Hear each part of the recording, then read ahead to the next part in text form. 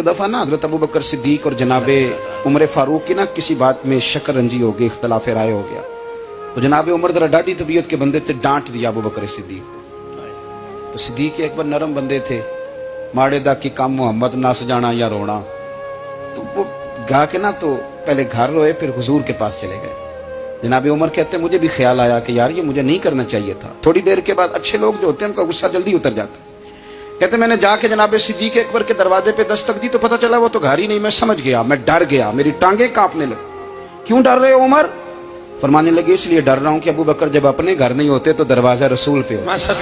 सारी बात तो सुना दी होगी। फरमाते मैं नबी पाक की बारगाह में पहुंचा, सामने अबू बकर बैठे हैं, पुश्त मुबारक मेरे करीम रसूल की काबे की जानब, चेहरा सिद्दीक अकबर की जानिब, दोनों की गर्दनें झुकी हुई।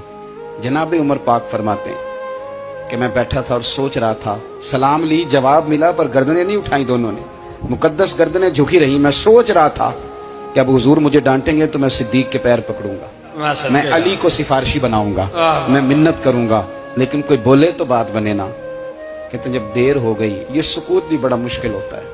ओहो, अगर कभी वो चुप कर जाए तो ये भी बड़ा मसला है, महबूब भी चुप कर जाए।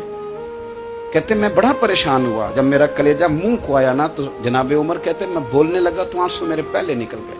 अल्लाह अकबर। कहते मैंने रो के कहा सोनिया भूल गया था, मैं गया था अबू बकर के घर माफी मांगने, पर ये यहाँ आ गए।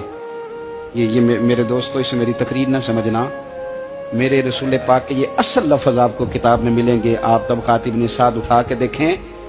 जनाबे उमर कहते हैं मैंने अर्ज की हुजूर मैंने गलती समझ ली थी, मैं गया था अबू बकर के घर, हुजूर मैं भूल गया था। फरमाते हैं नबी पाक ने जब गर्दन मुबारक उठाई तो हुजूर की दाढ़ी आंसुओं से भरी हुई। और लफ्ज क्या थे? फरमाया उमर तुम मेरी खातर मेरे अबू बकर को माफ नहीं कर सकते थे। अब बात को समझे, ये नहीं फरमाया अबू बकर ने गलती नहीं की, फरमाया छोड़ नहीं सकते थे, तुम मेरी वजह से मेरे साहब को छोड़ नहीं सकते थे।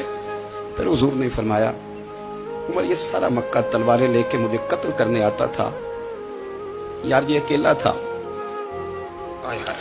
इसने खोल के बाजू कहा था कि जो हुजूर तक जाएगा मेरी लाश से गुजर के जाएगा। पर मैं दुनिया भूल जाती है, मुझे याद है अबू बकर सिद्दीक ने माल भी दिया, औलाद भी दी, मेरी खातर छोड़ नहीं सकते थे।